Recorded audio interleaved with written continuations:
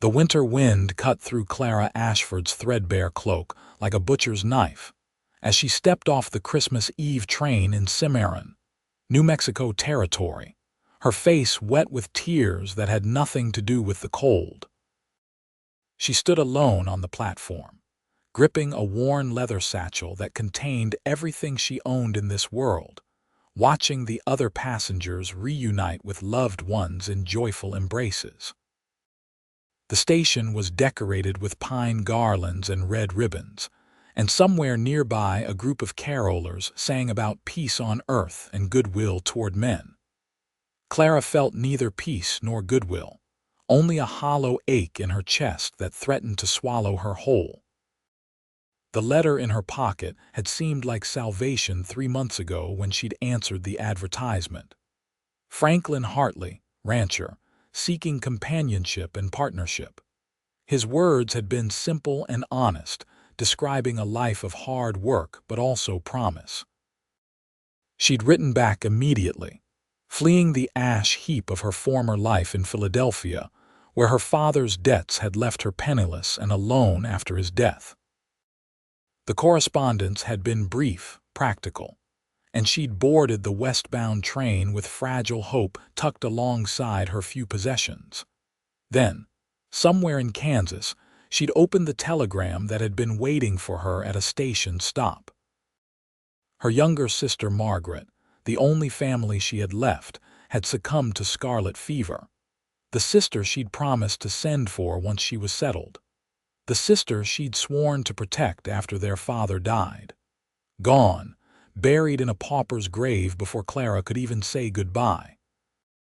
The guilt and grief had crushed her, and she'd wept for 3 days straight as the train carried her westward toward a future that now seemed as bleak as the winter landscape rushing past the windows. She was meeting a stranger to become his wife, and she couldn't even muster the strength to care what he might think of her. Miss Ashford, the voice was deep and uncertain. Clara turned, swiping at her eyes with a trembling hand, and found herself looking up at a man who stood well over 6 feet tall. Franklin Hartley was broader through the shoulders than she'd imagined, with dark hair that curled slightly beneath his black hat and eyes the color of summer grass. His face was weathered and honest, with lines at the corners of his eyes that suggested he smiled often, though he wasn't smiling now. He looked concerned, almost stricken, as he took in her tear-stained face. "Mr. Hartley," she managed, her voice hoarse from crying. "I apologize for my appearance. I'm afraid I'm not quite myself." Franklin removed his hat, crushing the brim between work-roughened hands. "Madam, there's no need to apologize. Are you unwell? Should I fetch a doctor?" The kindness in his voice nearly undid her completely. She shook her head quickly, trying to compose herself. "No, I'm not ill. I received news during my journey that my sister passed away. She was only 19 years old." His expression shifted from concern to genuine sympathy. He didn't offer empty platitudes or try to minimize her pain, which Clara appreciated more than he could know. Instead, he simply said, "I'm very sorry for your loss. I've got a wagon waiting. Would you like to go somewhere warm? We can talk and you can decide what you'd like to do." "What I'd like to do," Clara repeated, confused. Franklin's green eyes met hers steadily. "Miss Ashford, you just suffered a terrible loss. You're grieving. If you need time to think about our arrangement or if you've changed your mind entirely, I'll respect that. I can help you get settled at the boarding house in town, and when you're ready, we can discuss the future. Or I can buy you a ticket back east if that's what you prefer. No obligation either way." Clara stared at him, momentarily speechless. She'd expected demands, expectations, perhaps even anger at her disheveled state. Instead, this cowboy she'd never met was offering her choices and compassion. Something shifted in her chest, a tiny crack in the wall of grief that had surrounded her heart. "That's very kind," she said softly. "But I have nowhere to go back east. My sister was my last living relative. I came here to make a new life, and if you're still willing to have me, I'd like to honor our agreement." Franklin studied her for a long moment, then nodded slowly. "All right, but on one condition. We take things slow. There's no rush for a wedding. You need time to grieve properly, and we need time to get to know each other. I've got a housekeeper, Mrs. Chen, who lives in a small cabin on my property. She's been helping me prepare the main house. You could stay in the spare room and we could court proper like the way it should be done. When and if you're ready, we'll talk about marriage." The relief that flooded through Clara was so intense she felt her knees weaken. "You do that. But what will people think?" "I don't much care what people think," Franklin said simply. "What matters is doing right by you. You've come a long way, you're hurting, and I'm not about to add to that burden by rushing you into something you're not ready for. Now, let's get you out of this cold before you freeze solid." He offered his arm, and after a moment's hesitation, Clara took it. His strength was evident even through the heavy coat he wore, but his touch was gentle as he guided her toward a sturdy wagon decorated with a simple wreath of pine boughs. He helped her up onto the bench seat, then retrieved her satchel and a small trunk from the station platform. As they drove through the streets of Cimarron, Clara took in her new home. The town was small but bustling, with false front buildings lining the main street and oil lamps glowing warmly in windows. Snow had begun to fall, dusting everything in white, and despite her grief, Clara felt a strange stirring of something that might have been hope. "It's Christmas Eve," Franklin said, breaking the comfortable silence. "Mrs. Chen has prepared a meal at the ranch. Nothing fancy, but it's warm and filling. Tomorrow, if you're up to it, there's a church service in town. The whole community comes together. If you'd rather have quiet time alone, I understand that too." "A church service sounds nice," Clara heard herself say. "I'd like to pray for Margaret." Franklin glanced at her, and she saw understanding in his eyes. "We'll light a candle for her." The ride to the ranch took about 40 minutes. Franklin's property was situated in a valley with mountains rising in the distance, their peaks white with snow. The ranch house was larger than Clara had expected, built of solid timber with a wide porch that wrapped around two sides. Warm light glowed from the windows, and smoke curled from the stone chimney. Nearby stood a barn, several outbuildings, and a smaller cabin that must belong to Mrs. Chen. A woman emerged onto the porch as they approached. She was Chinese, perhaps in her 50s, with kind eyes and capable hands. She wore a simple dress covered by a warm shawl, and her hair was pulled back in a neat bun. "Welcome, welcome," Mrs. Chen called out. "Come inside where it is warm. I have tea ready and dinner will be served soon." Franklin helped Clara down from the wagon, and she followed Mrs. Chen into the house while he tended to the horses. The interior was warm and inviting, with sturdy furniture and colorful rugs on the wooden floors. A Christmas tree stood in the corner of the main room, decorated with strings of popcorn and paper ornaments. The simple beauty of it made Clara's throat tighten. "You must be exhausted from your journey," Mrs. Chen said, leading her down a hallway. "This will be your room. Mr. Franklin had me prepare it special. There are fresh linens on the bed, a basin for washing, and I have heated water if you would like a bath." The room was modest but comfortable, with a brass bed covered in a colorful quilt, a dresser, a washstand, and a rocking chair positioned near the window. Someone had placed a small vase of winter greenery on the dresser, and a thick rug covered the floor. "It's lovely," Clara said and meant it. "Thank you, Mrs. Chen." The older woman patted her arm gently. "You have been crying. Mr. Franklin told me about your sister. I am very sorry. Loss is hard, especially during the holidays, but you are not alone now. We will take care of you." The simple kindness broke through Clara's composure, and fresh tears spilled down her cheeks. Mrs. Chen made a soft sound of sympathy and pulled her into a warm embrace, letting her cry without judgment or embarrassment. When the storm of tears finally subsided, Mrs. Chen helped her wash her face and change into a fresh dress. Dinner was a quiet affair. Franklin had cleaned up and changed his shirt, and he sat at the head of the table while Clara and Mrs. Chen occupied the sides. The food was simple but delicious, a hearty stew with fresh bread and apple pie for dessert.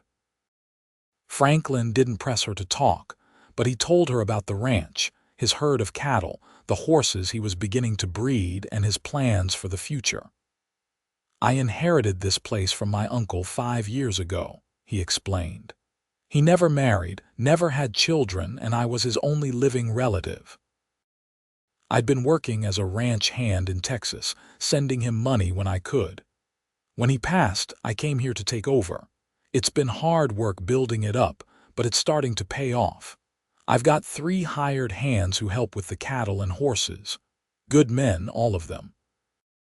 You'll meet them after the holiday." "Why did you decide to advertise for a bride?" Clara asked, surprised by her own boldness. Franklin set down his fork, considering the question carefully. "Loneliness, I suppose. This is a good life, but it's a solitary one. I'd go days without talking to anyone except Mrs. Chen and the ranch hands. I wanted a partner, someone to share the work and the rewards. I wanted a family eventually, children. A full life, not just an empty house at the end of each day." His honesty touched her. "I understand that feeling. After my father died, I was so alone in Philadelphia. My sister and I were close, but we were struggling. When I saw your advertisement, it felt like a chance at something better. I wanted to build a life where Margaret could eventually join me, where we could both be safe and have a future." Her voice caught. "Now she's gone, and I don't know what I'm supposed to do with all the plans I made that included her." "You grieve her," Franklin said gently. "You remember her. You live the good life she would have wanted for you. That's what you do." Clara looked at him across the table, this stranger who was showing her more compassion than anyone had in months, and felt something warm unfurl in her chest. It wasn't love, not yet, but it was gratitude and the first tentative shoots of respect. That night, lying in the comfortable bed in her new room, Clara listened to the wind howling outside and felt the weight of her grief pressing down on her. But she also felt something else, something fragile but real. She felt safe. For the first time since her father's death, she felt like she might have found a place where she could rest and heal. Christmas morning dawned clear and cold. Clara woke to find someone had left a tray outside her door with fresh bread, butter, and hot tea. She ate slowly, then dressed in her best remaining dress, a dark blue wool that was worn but clean. When she emerged from her room, she found Franklin waiting in the main room, dressed in a clean shirt and vest, his hair neatly combed. "Merry Christmas," he said, offering a small smile. "Are you ready for church?" The service was held in a small white building at the edge of town.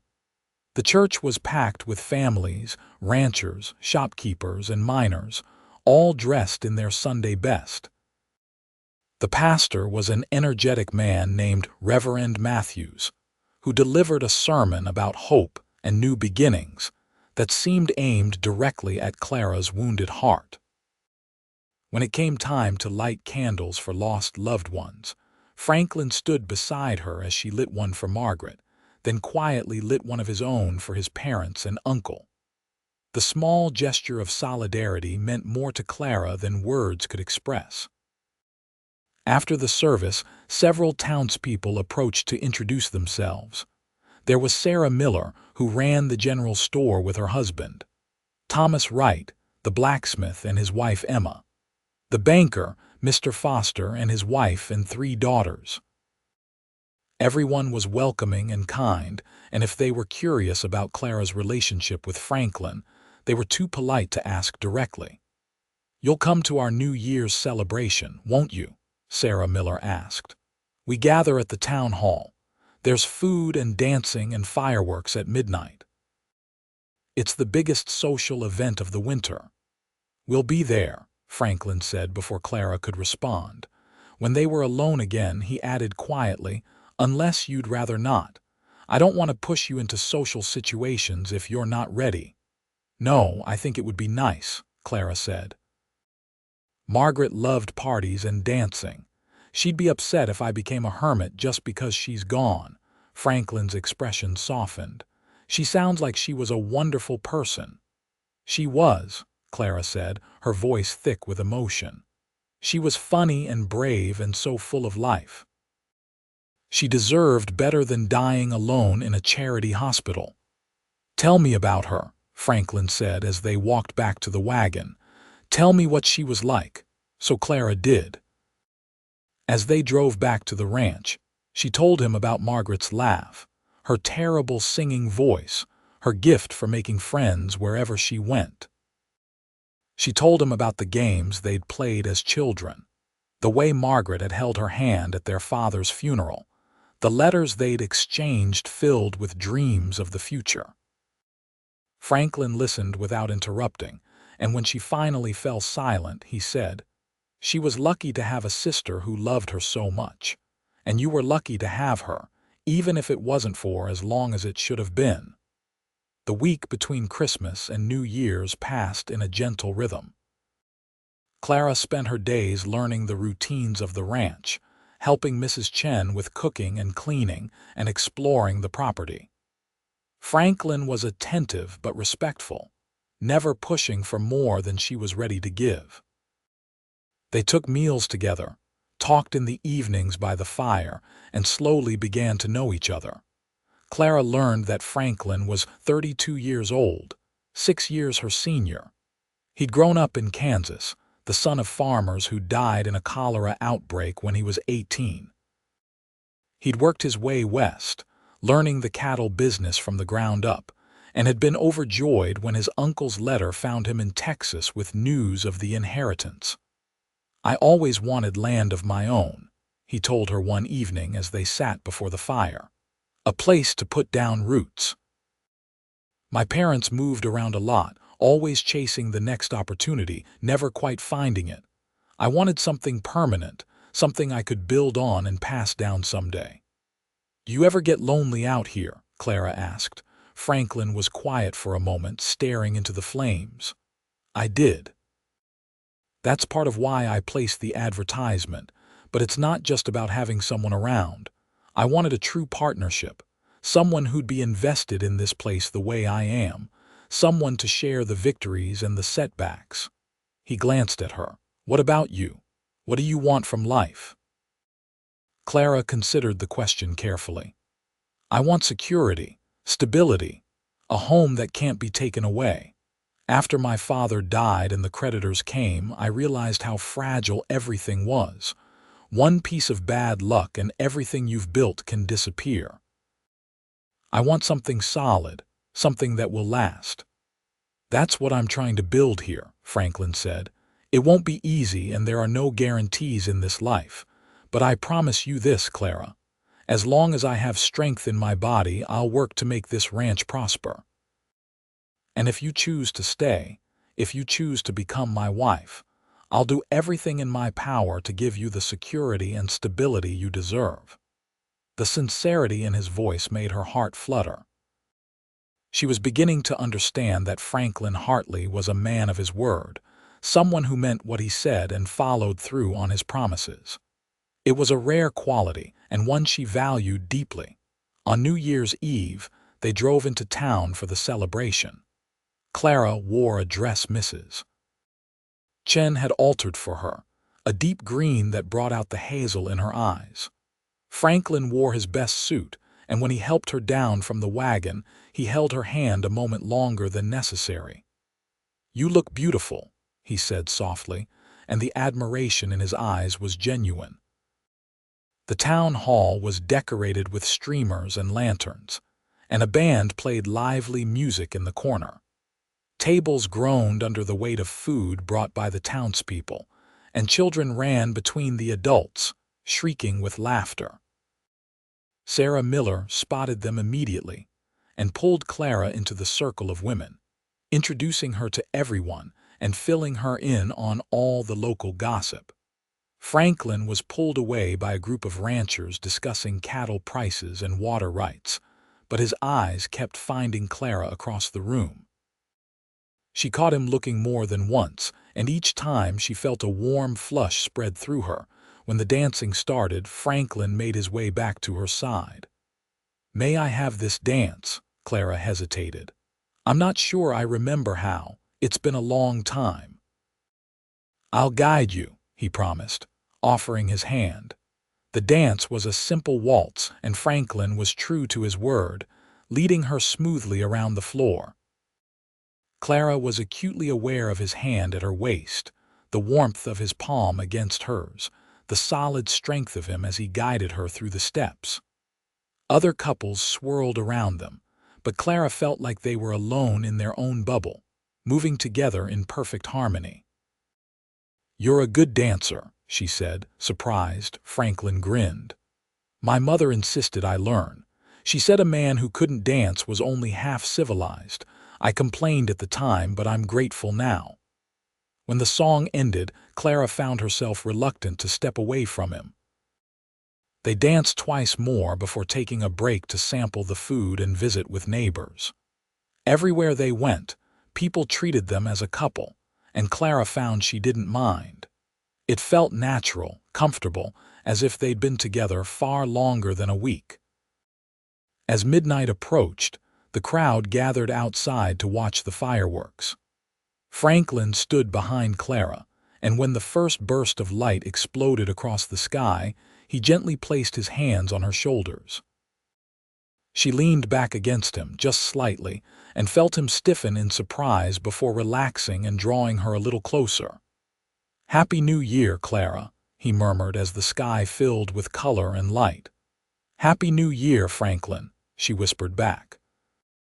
When they returned to the ranch that night, Clara knew something had shifted between them.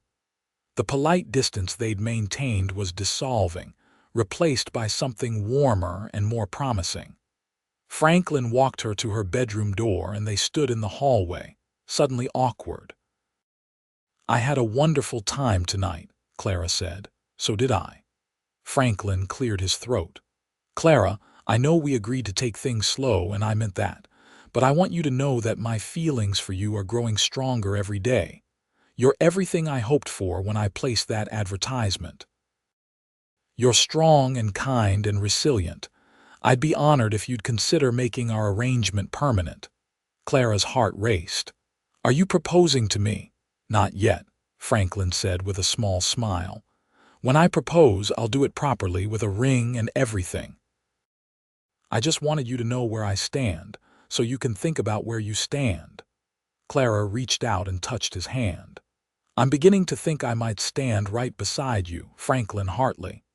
His smile transformed his face, making him look younger and almost boyish. He lifted her hand to his lips and placed a gentle kiss on her knuckles. "That's all I could ask for. Good night, Clara. Sleep well." January brought bitter cold and heavy snow. The ranch work continued regardless of the weather, and Clara found herself helping in ways she'd never imagined. She learned to feed the chickens, gather eggs, help Mrs. Chen preserve food, and even assist with some of the bookkeeping. Franklin taught her to ride, patiently walking beside her horse until she gained confidence, then riding alongside her as they checked the fence lines and counted cattle. The physical work was demanding, but Clara found she enjoyed it. She was growing stronger, both in body and spirit. The grief over Margaret's death was still present, a constant ache in her heart, but it was no longer overwhelming. She could think of her sister without breaking down, could remember happy moments without being crushed by the weight of loss. Franklin's hired hands returned after the New Year holiday, and Clara met them properly. There was old Pete, a grizzled cowboy who'd been working ranches since before Clara was born. Young Jimmy, barely 20, eager and hardworking, and Carlos, a vaquero from Mexico who was the best horseman Clara had ever seen. All three treated her with respect and welcomed her presence on the ranch. "The boss is different since you arrived," old Pete told her one day when they happened to be working near each other. "Happier, lighter. That's a good thing, Miss Clara. This place was starting to feel like a tomb before you came." The comment stayed with Clara. She hadn't realized that Franklin had been lonely enough to cast a pall over the entire ranch. It made her appreciate even more what they were building together. In mid-January, Franklin made a trip into town and returned with a package wrapped in brown paper. He presented it to Clara after dinner, looking almost nervous. "I ordered this from Santa Fe," he explained. "It took a while to arrive. I hope you like it." Inside the package was a beautiful leather journal with Clara's initials embossed on the cover, along with several pencils and a penknife for sharpening them. "I thought you might want to write down your memories of Margaret," Franklin said, "and maybe your thoughts about your new life here. I find that writing helps me sort through difficult things." Clara was deeply touched. "This is the most thoughtful gift anyone has ever given me. Thank you, Franklin." That night, she began writing. She wrote about Margaret, preserving every memory she could recall. She wrote about the journey west, about her first impression of Franklin standing on the train platform. She wrote about her growing feelings for this kind, steady man who'd given her space to grieve while offering quiet support and companionship. February arrived with a brief thaw followed by an ice storm that coated everything in crystalline beauty. Clara and Franklin spent more time indoors, and their conversations grew deeper and more personal. She told him about her childhood, her education at a small private school before her father's fortunes turned, her dreams of one day having a real home. He told her about his time working ranches in Texas, a near-death experience during a stampede, and his determination to build something lasting. One evening, as they sat before the fire, Franklin said, "I have something to show you." He disappeared into his bedroom and returned with a small wooden box. Inside were papers, deeds, and documents related to the ranch. "I want you to understand exactly what you'd be agreeing to if you marry me," he said seriously. "This ranch is worth approximately $15,000, including the land, livestock, and buildings.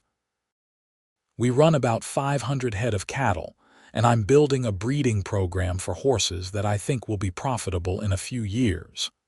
The ranch turns a modest profit, enough to live comfortably and continue improving the property. If something were to happen to me, everything would go to my wife. I've already drafted a will stating that." Clara was startled by his businesslike approach. "Why are you telling me this?" "Because I don't want you to ever feel trapped or dependent," Franklin said. "If we marry, you'll be a true partner in every sense of the word. What's mine will be yours. I'll teach you everything I know about running this place. If I die, you'll be able to keep it going or sell it as you see fit. You'll never be at the mercy of creditors or relatives or anyone else. You'll have security, Clara, real security." Tears stung her eyes. He'd listened when she told him about her fears, about watching her world crumble when her father died. He was offering her not just love and companionship, but the stability and control over her own destiny that she craved. "You're an extraordinary man, Franklin Hartley," she whispered. "I'm just a cowboy who's trying to do right by the woman he loves," Franklin replied. Clara's breath caught. "You love me." Franklin reached for her hand, holding it gently between both of his. "I do. I think I started falling in love with you the moment I saw you on that train platform, crying your heart out but still brave enough to face an uncertain future. I've fallen deeper every day since. I love your strength, your kindness, the way you've embraced this life despite your grief. I love the sound of your laugh, the way you bite your lip when you're concentrating, the gentle way you handle the animals. I love everything about you, Clara, and I want to spend the rest of my life showing you just how much." Clara felt tears spilling down her cheeks, but these were different from the tears she'd shed when she arrived. These were tears of joy, of relief, of overwhelming emotion. "I love you too," she said, her voice shaking. "I didn't expect to. I thought this would be a practical arrangement, a marriage of convenience. But you've been so patient and kind, and somewhere along the way, I fell in love with you. I love your integrity, your work ethic, the way you treat everyone with respect. I love how safe I feel with you, how you make me laugh, how you honor my sister's memory without making it awkward. I love you, Franklin, and I can't imagine my life without you now." Franklin pulled her into his arms, holding her close. Clara wrapped her arms around him, feeling his heart beating against her cheek. They stayed that way for a long time, simply holding each other, before Franklin gently tilted her face up to his. "May I kiss you?" he asked softly. "Yes," Clara breathed. His kiss was gentle and sweet, full of promise and restrained passion. Clara's toes curled in her boots and she clutched his shoulders, kissing him back with all the emotion flooding through her. When they finally pulled apart, both were breathing hard. "Marry me," Franklin said, resting his forehead against hers. "Not because we had an agreement, but because we love each other. Marry me and be my wife, my partner, my companion for life. I promise to cherish you, support you, and do everything in my power to make you happy. Say yes, Clara." "Yes," she said without hesitation. "Yes, I'll marry you." Franklin let out a whoop of joy and spun her around, making her shriek with laughter. When he set her down, he was grinning like a fool. "I'll ride into town tomorrow and talk to Reverend Matthews. We can be married as soon as you'd like." "Valentine's Day," Clara said impulsively. "Let's get married on Valentine's Day. That gives us 2 weeks to prepare, and it seems fitting." "Perfect," Franklin agreed, pulling her close for another kiss. The next 2 weeks passed in a flurry of activity. Mrs. Chen helped Clara sew a new dress for the wedding, a beautiful ivory silk that Sarah Miller generously sold to her at cost. Franklin ordered a gold wedding band from the jeweler and spent his evenings building new furniture for the bedroom they would share. The entire town buzzed with excitement about the upcoming wedding, and Clara found herself the center of attention wherever she went. Sarah Miller hosted a small party for Clara, inviting the women of the town to celebrate with her. They brought gifts for her new home, practical things like linens and dishes, but also more personal items like a beautiful quilt and a framed sampler with a verse about love. Clara was overwhelmed by the generosity and kindness of these women who'd been strangers just 2 months ago. "You're one of us now," Emma Wright told her warmly. "This is what we do. We take care of each other." The night before the wedding, Clara sat in her room writing in the journal Franklin had given her. She wrote about the journey from grief to joy, from loneliness to love. She wrote a letter to Margaret, telling her sister about Franklin and the life she was building, promising to live fully and well in honor of Margaret's memory. Valentine's Day dawned clear and cold. Clara woke early, her stomach fluttering with nervous excitement. Mrs. Chen helped her dress and arranged her hair, weaving in small white flowers that Franklin had somehow procured despite it being the middle of winter. "You look beautiful," Mrs. Chen said, dabbing at her eyes. "Mr. Franklin is a lucky man." "I'm the lucky one," Clara replied, meaning it.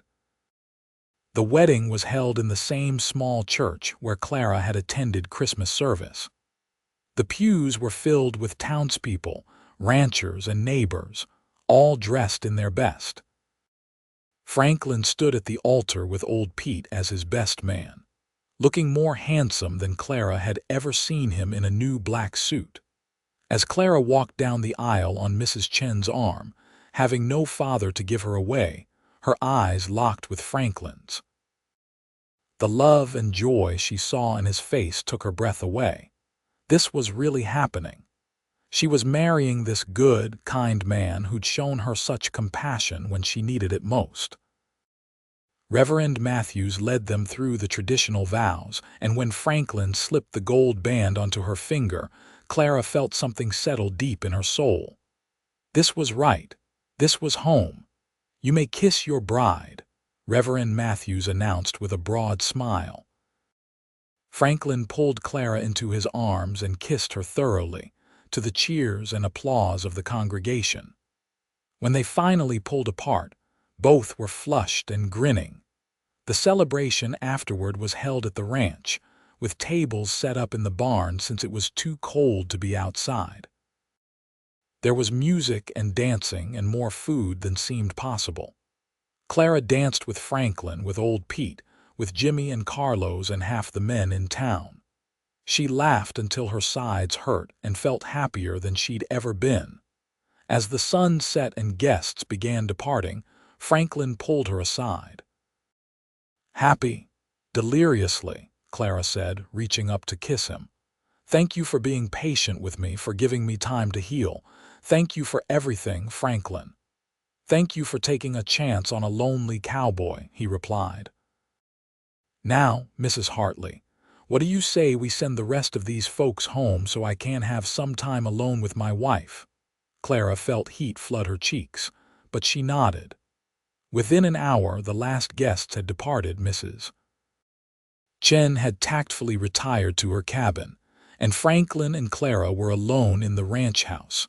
Franklin led her to their bedroom, where a fire crackled in the hearth and candles cast a warm glow. He decorated the room with more of those mysterious winter flowers, and the bed was made up with new linens and the quilt the women of the town had given her. "If you're nervous, we can wait," Franklin said softly, reading her expression. "There's no rush." Clara shook her head. "I'm not nervous." "Well, maybe a little, but not in a bad way. I want this, Franklin. I want you. I want to be your wife in every way." What followed was tender and sweet, with Franklin showing her such patience and care that Clara felt cherished and loved. Afterward, they lay entwined in each other's arms, talking quietly about their future, making plans and sharing dreams until they drifted off to sleep. The winter months passed in blissful contentment. Clara settled fully into her role as Franklin's wife and partner. She learned the ranch business inside and out, keeping the books, helping with the breeding program, even assisting with the cattle when extra hands were needed. Franklin treated her as a true equal, asking her opinion on decisions and respecting her judgment. In March, Clara realized she'd missed her monthly courses. By April, there was no doubt. She was pregnant. The news filled her with joy and terror in equal measure. She wanted this child desperately, but the memory of losing Margaret made her afraid of loving something so much only to lose it. When she told Franklin, he picked her up and spun her around, then immediately set her down with a worried expression. "Should I have done that? Did I hurt the baby?" Clara laughed through happy tears. "We're fine. The baby is fine. We're going to have a child, Franklin." His eyes were suspiciously bright as he pulled her into a gentle embrace. "A child. Our child. Clara, you've made me the happiest man alive." The pregnancy progressed normally, and Clara bloomed with health despite the inevitable discomforts. Sarah Miller and Emma Wright took her under their wings, sharing advice and lending support. Mrs. Chen fussed over her like a mother hen, making sure she rested and ate properly. Franklin was attentive to the point of being overprotective. He insisted she give up the more strenuous ranch work, hired an additional hand to help with the increased workload, and personally made sure she had everything she needed. Clara found his concern endearing, though she occasionally had to remind him she was pregnant, not made of glass. In early November, as the first snow of the season began to fall, Clara went into labor. Mrs. Chen and Emma Wright attended her while Franklin paced the main room, looking terrified. The labor was long and difficult, lasting nearly 20 hours, but finally, as dawn broke on a new day, Clara gave birth to a healthy baby boy. Franklin was ushered into the room, and the expression on his face when he first saw his son made all the pain of labor worthwhile. He cradled the tiny bundle with such tenderness and awe that Clara fell in love with him all over again. "He's perfect," Franklin whispered, tears streaming down his face. "You're perfect. Thank you, Clara. Thank you for this incredible gift." They named him Henry Franklin Hartley, after Franklin's father. Henry was a robust baby with a healthy set of lungs and his father's green eyes.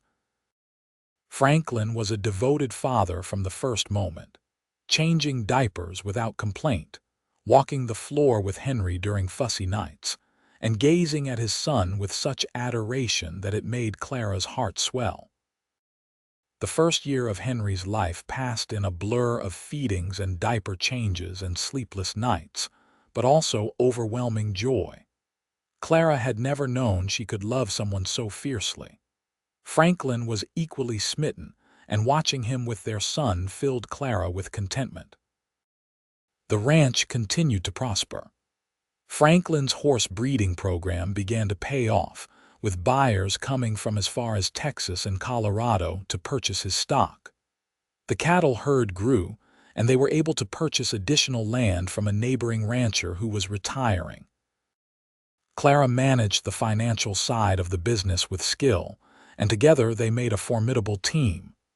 When Henry was 2 years old, Clara found herself pregnant again. This time, the pregnancy was easier, and she delivered a healthy baby girl in the summer of 1886. They named her Margaret Rose in honor of Clara's beloved sister. Franklin built a cradle for Margaret himself, carving flowers and birds into the wood with painstaking care. Life settled into a beautiful rhythm. The children grew, healthy and happy. Henry was adventurous and bold, always getting into mischief, while Margaret was quieter and more thoughtful, with her mother's hazel eyes and gentle nature. Franklin expanded the ranch house, adding more bedrooms and a proper study for Clara to manage the books. Old Pete eventually retired, though he remained close, living in a small house in town and visiting the ranch regularly to tell the children exaggerated stories about the old days.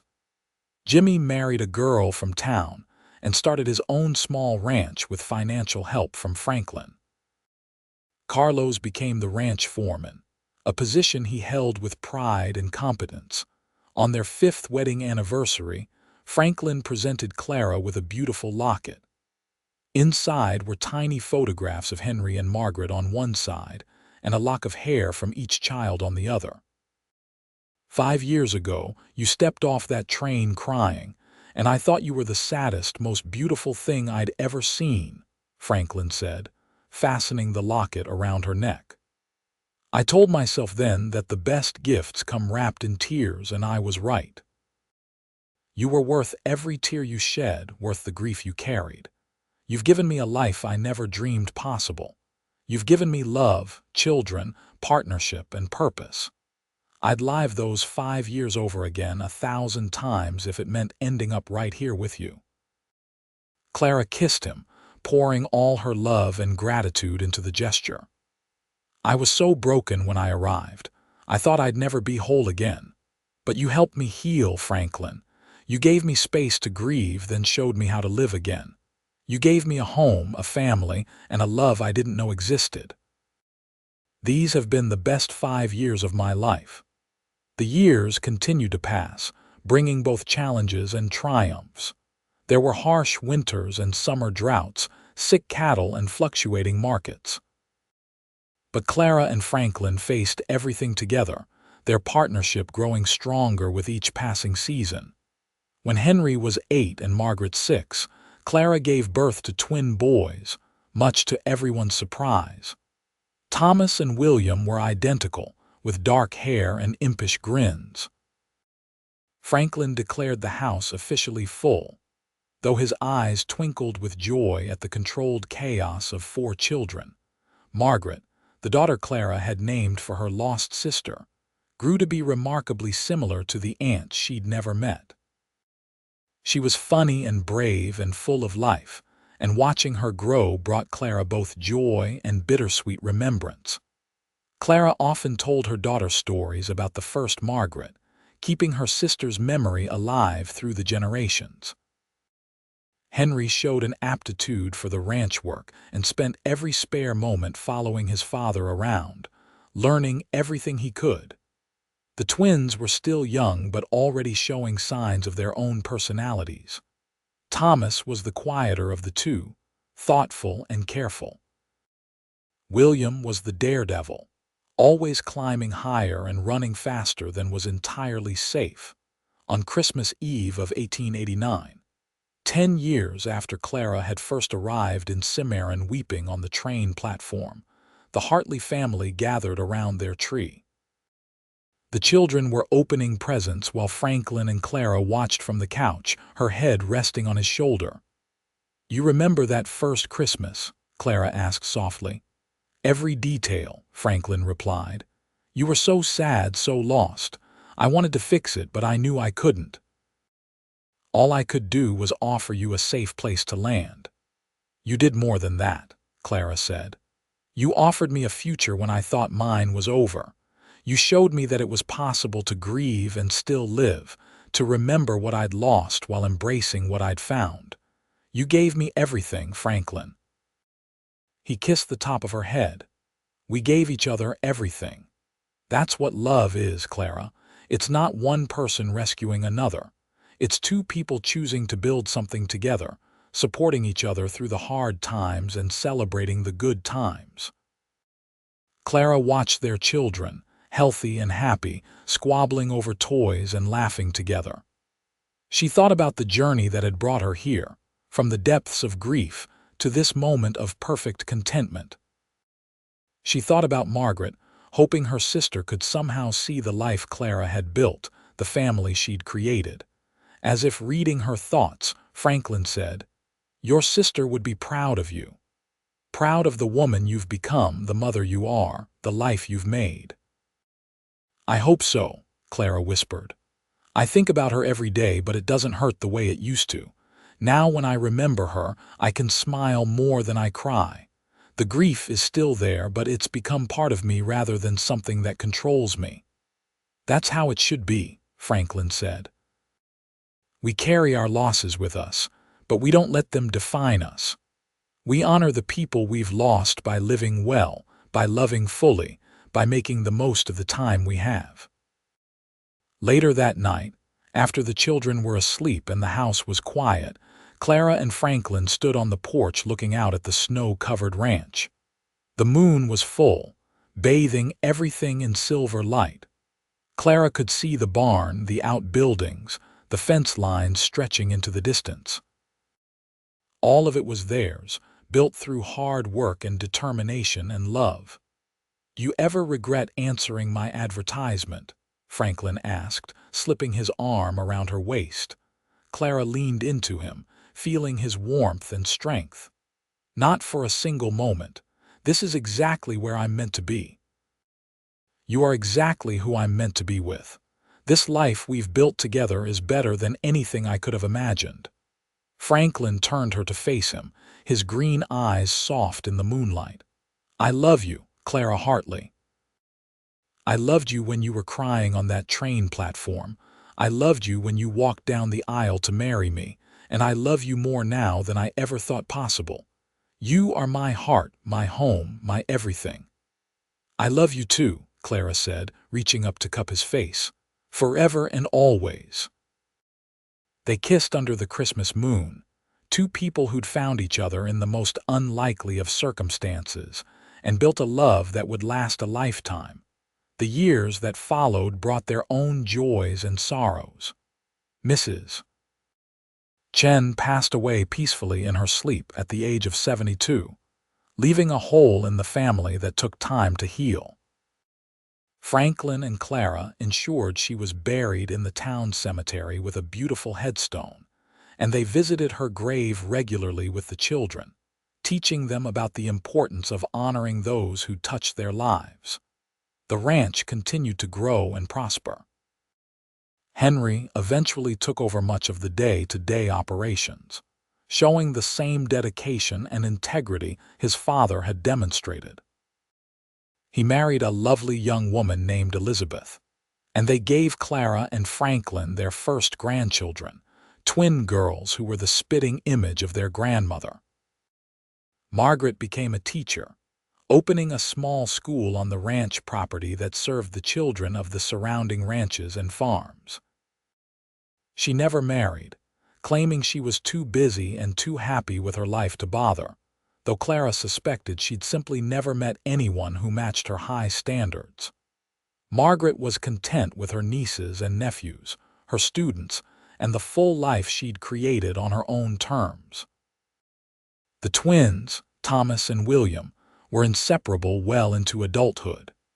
They eventually started a horse trading business that complemented the ranch's breeding program, traveling throughout the territory buying and selling stock. They both married sisters from a neighboring ranch, and the family gatherings became even more boisterous and chaotic. As Clara and Franklin grew older, they gradually stepped back from the daily operations of the ranch, though Franklin could never fully retire. He'd spend hours riding the property, checking on cattle, mending fences that didn't really need mending. Clara understood. The ranch was in his blood, just as it had become part of hers. On their 25th wedding anniversary, Franklin surprised Clara with a trip to Santa Fe. It was the first time they'd left the ranch for more than a day or two, and Clara felt almost giddy with the adventure of it. They stayed in a real hotel, ate in fancy restaurants, and spent their days exploring the city like a young couple falling in love. "Do you remember when you told me you wanted security and stability?" Franklin asked one evening as they sat in a plaza watching the sunset. "I remember everything from those early days," Clara replied. "Why?" "Because I've been thinking about what you said, about how you wanted something that couldn't be taken away. Did I give you that? Do you feel secure?" Clara took his weathered hand in hers, running her thumb over the calluses that decades of ranch work had created. "You gave me something better than security. You gave me a partner, a love that sustained me through every challenge. The ranch could burn down tomorrow, and I'd still have everything that matters because I'd have you and our children and the life we've built together. That's a security that goes deeper than land or money. It's the security of knowing I'm loved and valued, that I have a place in this world that's all my own." Franklin's eyes were bright with emotion. "You've made my life so rich, Clara. Before you, I had property and plans, but I didn't have purpose. You gave me that. You and the children, the family we created, that's what made everything worthwhile." They renewed their vows in Santa Fe, in a small chapel with only a priest as witness. It seemed fitting to recommit to each other, to celebrate a quarter-century of love and partnership. Afterward, they walked through the streets hand in hand, talking about the future, about the grandchildren they hoped to know, about growing old together on the ranch they loved. When they returned home, they were greeted with a surprise party organized by their children. The ranch house was filled with friends and neighbors, decorations and food, and more love than seemed possible to contain in one place. "Thank you for showing us what real love looks like," Henry said during a toast. "You've set an example that I try to live up to every day with Elizabeth. You taught us that love isn't just a feeling, it's a choice you make every single day. It's work and compromise and putting someone else's needs alongside your own. You've given us an incredible legacy." Clara dabbed at her eyes with a handkerchief while Franklin cleared his throat roughly. Their children continued the toasts, each sharing memories and lessons learned. Margaret talked about watching her father teach her mother to ride, about the patience and encouragement he'd shown. The twins reminisced about lazy summer evenings when their parents would sit on the porch, talking and laughing while the children played. As the party wound down and guests departed, Clara found herself standing in the same spot where she'd stood so many times over the years, looking out at the ranch bathed in moonlight. Franklin joined her, wrapping his arms around her from behind. 25 years, he murmured into her hair. Feels like yesterday and forever all at once. I know what you mean, Clara said, leaning back against him. Sometimes I can still see the frightened girl I was, stepping off that train with her whole world shattered. Other times that feels like someone else entirely, someone I used to know but am no longer. You're still her, Franklin said. Just a stronger, happier version. All the experiences, the joys and sorrows, they didn't erase who you were.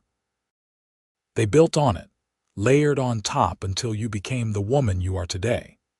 Clara turned in his arms to face him.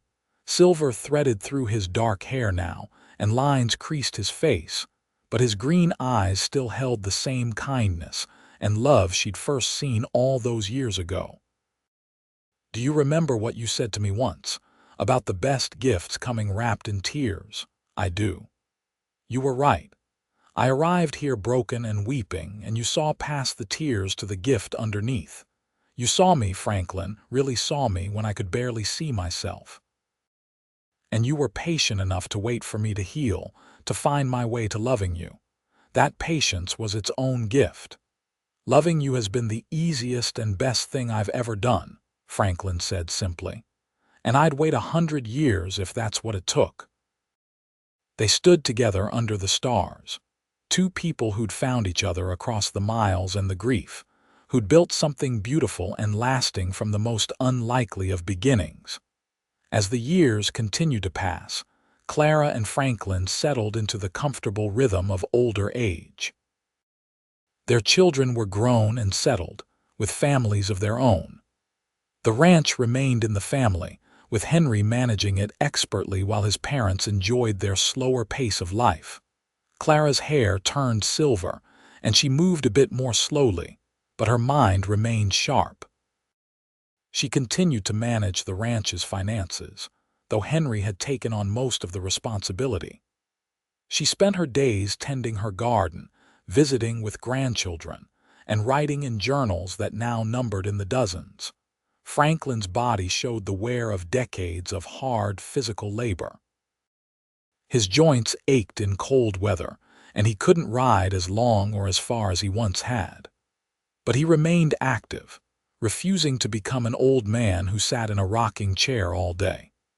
He worked with the horses, mentored young ranch hands, and spent quality time with his growing brood of grandchildren. On Christmas Eve of 1899, as the old century prepared to give way to the new, the Hartley family gathered at the ranch for what had become an annual tradition. The house was bursting with people, 3 generations laughing and talking and celebrating together. Clara watched it all from her favorite chair by the fire, feeling deeply content. Franklin sat beside her, holding her hand as they watched their legacy unfold before them. 4 children, now grown, 9 grandchildren, ranging from teenagers to babies. And all of them healthy and happy, thriving in ways that made Clara's heart full. We did well, Franklin said softly, echoing her thoughts. We did, Clara agreed. Better than I ever dreamed possible. That night, after everyone had gone to bed, Clara pulled out the journal Franklin had given her on their first Christmas together.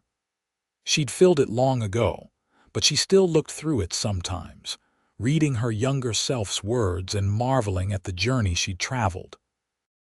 She read the entry about Margaret, about the grief that had felt like it would never end. She read about falling in love with Franklin, about the fear and hope that had warred within her.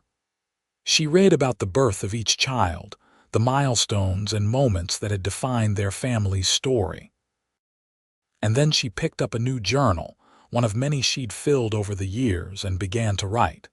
"Today marks 40 years since I stepped off that train in Cimarron," she wrote.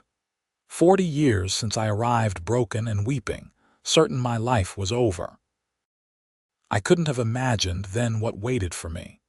I couldn't have dreamed that the kind cowboy who met me at the station would become my whole world, or that we'd build a love story that would span decades and generations. Margaret would have loved it here. She would have loved Franklin and the children and the grandchildren. She would have loved the wide open spaces, the adventures, the community we've built. I think about her often, especially during the holidays, but the grief has softened into something gentler. I can remember her with joy now, grateful for the years we had rather than bitter about the years we lost. Franklin told me once that the best gifts come wrapped in tears, and I've thought about that many times over the years. I arrived as a gift wrapped in tears, but I became so much more. I became a wife, a mother, a grandmother. I became a rancher, a businesswoman, a pillar of this community. I became a woman who knows her own strength, who isn't afraid of hard work or hard times, who has loved deeply and been loved in return. If I could go back to that broken girl on the train platform and tell her one thing, it would be this: keep going. The pain you feel right now won't last forever. There's a life waiting for you that's richer and fuller than anything you can imagine. There's a man who will love you with everything he has, children who will bring you joy beyond measure, and a community that will embrace you as one of their own. Your story isn't ending, it's just beginning. Clara closed the journal and set it aside, then went to the bedroom where Franklin was already asleep. She slipped into bed beside him, and he automatically reached for her, pulling her close even in sleep. Clara nestled against him, feeling safe and loved and profoundly grateful. The years that followed brought the inevitable losses that come with long life. Old Pete passed away at the remarkable age of 93. Carlos eventually retired and moved back to Mexico to be near his own grandchildren. Friends and neighbors grew old and passed on, and each loss reminded Clara and Franklin of their own mortality. But there were joys too. More grandchildren, and eventually great-grandchildren. The ranch continued to thrive under Henry's management, and the Hartley name became synonymous with quality cattle and horses throughout New Mexico territory. Margaret's school grew and flourished, educating hundreds of children over the years. The twins' trading business expanded, bringing prosperity not just to them, but to the entire region. Clara and Franklin celebrated their 50th anniversary surrounded by more than 100 people, all of whom they'd touched in some way over the years. The party was held in the barn, the same place where they'd celebrated their wedding, and Clara was struck by the symmetry of it all. 50 years, she said to Franklin as they danced slowly together. Half a century of loving you. Best 50 years of my life, Franklin replied, holding her close. And if God grants us 50 more, I'll count myself the luckiest man alive. They both knew 50 more years wasn't in the cards. They were in their 80s now, and while both were still relatively healthy, the years were taking their toll. But they didn't dwell on the time they didn't have. Instead, they cherished every moment they did have, finding joy in simple things like morning coffee together, evening walks around the property, and quiet conversations about everything and nothing. One spring morning, Clara woke to find Franklin hadn't risen with the sun as was his lifelong habit. She touched his shoulder gently, then realized he was breathing oddly. She called for Henry, who immediately sent for the doctor. The diagnosis was a weak heart. Franklin needed rest and limited activity, doctor's orders. For a man who'd spent his entire life working from dawn to dusk, it was a difficult adjustment. But Clara was there every step of the way, just as he'd been there for her so many years ago when she'd been the one who needed support. They spent their days quietly, sitting on the porch and watching the ranch bustle with activity. Franklin would tell stories to whichever grandchildren or great-grandchildren happened to be visiting. Clara would read to him from newspapers and books. They played checkers and cards, reminisced about the past, and simply enjoyed being together. "I'm not afraid," Franklin told her one evening as the sun set in glorious shades of orange and pink. "I've lived a full life. I've loved and been loved. I've built something that will last long after I'm gone. If my time is coming soon, I'm at peace with that." "Don't talk like that," Clara said, though she knew he was right to be realistic. "You're not going anywhere yet. We have more time together." "I hope so," Franklin said, squeezing her hand. "But if not, I need you to know something. You are the best thing that ever happened to me, Clara. Every day with you has been a blessing. Promise me you'll be happy after I'm gone. Promise me you'll keep living, keep enjoying the family we made, keep finding joy in the world." "I promise," Clara whispered, tears streaming down her face. "But you have to promise me the same thing. If I go first, you don't give up. You keep going for our children and grandchildren. You keep loving life the way you always have." "I promise," Franklin said. But it was Franklin who went first. On a warm summer evening, surrounded by his family, Franklin Hartley took his last breath with Clara holding his hand. He was 84 years old, and he'd lived every one of those years with integrity and love. The grief that crashed over Clara was different from the grief she'd felt when Margaret died. This was deeper, more consuming, because she was losing her partner of 52 years. She was losing the man who'd shown her what love really meant, who'd stood beside her through every joy and sorrow, who'd been her constant in a changing world. The funeral was enormous, with people coming from all over New Mexico territory to pay their respects. Franklin had touched countless lives over the years, and it seemed everyone wanted to honor him. Clara sat through it in a fog of grief, held up by her children, and surrounded by the family Franklin had wanted so desperately all those years ago. In the weeks that followed, Clara struggled to find her footing. The house felt empty without Franklin's presence. The mornings were the hardest, waking up to an empty bed after 52 years of sharing it with him. But she'd made him a promise, and Clara Hartley was a woman who kept her word. She began by going through Franklin's things, a painful but necessary process. In his desk, she found a letter addressed to her in his distinctive handwriting. Her hands shook as she opened it. "My dearest Clara," it began, "if you're reading this, then I've gone ahead of you to whatever comes next. I'm sorry for leaving you, though I know death comes for us all eventually. I want you to know that my life was complete because of you. You gave me everything I never knew I needed. You gave me love, partnership, children, a legacy that will endure long after we're both gone. Every moment with you was precious, even the hard moments, because we faced them together. Don't mourn too long, my love. Remember me with joy, not sorrow. Look at our children and grandchildren and know that we did good work together. We built something beautiful, and it will continue growing long after we're gone. I'll be waiting for you whenever you're ready to join me.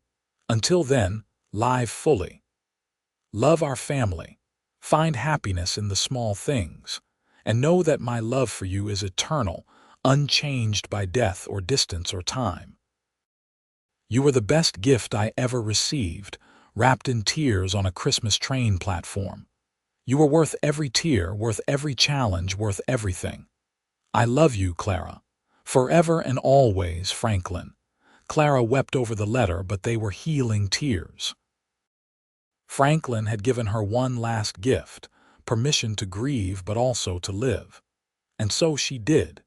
She remained on the ranch, still sharp and capable despite her advanced age. She spent time with her great-grandchildren, passing on stories about Franklin and the early days of the ranch. She tended her garden, kept up her journals, and stayed involved in the community she'd been part of for more than half a century.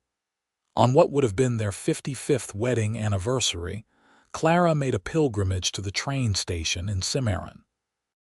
It had been years since she'd been there, and much had changed. The station was bigger now, more modern, but the platform was the same. She stood where she'd stood that Christmas Eve so long ago, remembering the frightened, grieving woman she'd been. She thought about Franklin's words about the best gifts coming wrapped in tears. It had been true in ways she couldn't have imagined then. "Thank you," she whispered to the memory of the man who changed her life. "Thank you for seeing past the tears to the person underneath.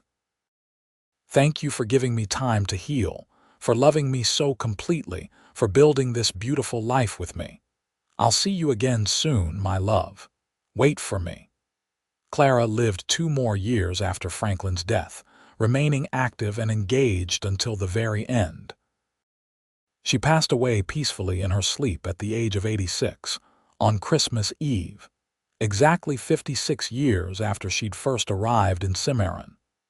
The family she and Franklin had created gathered for her funeral, spanning 4 generations now.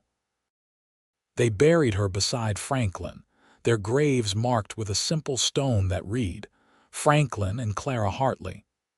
Partners in life, reunited in death. The best gifts come wrapped in tears." The ranch remained in the family, passing down through the generations as Franklin had always hoped. The Hartley name continued to be respected throughout New Mexico, and the story of Franklin and Clara became family legend, told and retold at gatherings, a reminder of what real love looks like. Years later, one of Clara's great-great-granddaughters found the journals in the attic of the ranch house. She spent weeks reading them, captivated by the story of her ancestors.